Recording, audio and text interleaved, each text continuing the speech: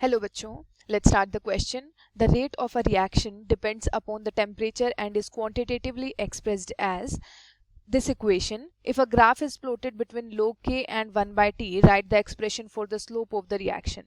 तो क्वेश्चन को सॉल्व करना स्टार्ट करते हैं. क्वेश्चन को सॉल्व करने के लिए key concept here will be it is Arrhenius equation. So Arrhenius equation given है क्वेश्चन में. It is k is equals to a e raise to the power minus ea divided by rt.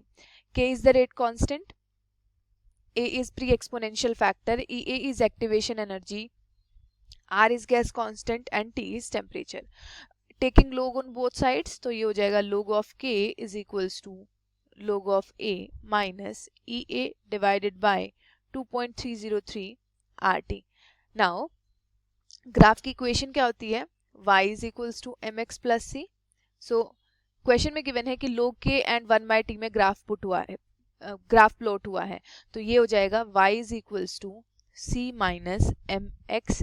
Y axis पे क्या है? It is log k and x axis पे क्या है? It is log 1 by t and intercept is log a. Intercept क्या है? It is log a and हमसे slope पूछा गया है. So slope here is it is negative of minus ea upon 2.303 r. तो हमसे slope पूछा गया है. This is the slope. Moving on to second question.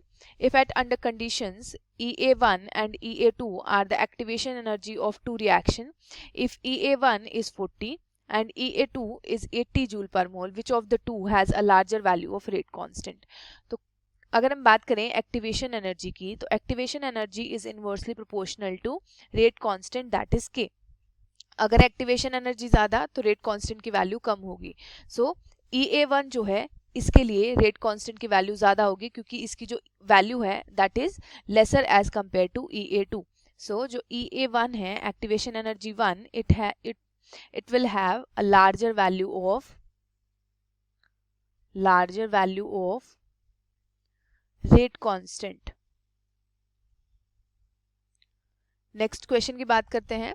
Next is write units of rate constant for zero order and second order reaction if the concentration is expressed in mole per litre and time in seconds.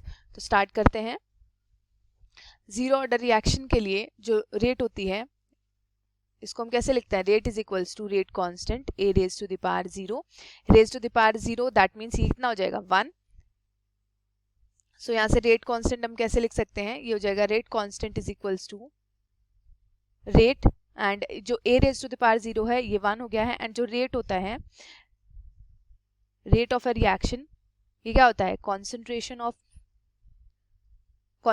of reactants. It is concentration divided by time and concentration क्या होती है?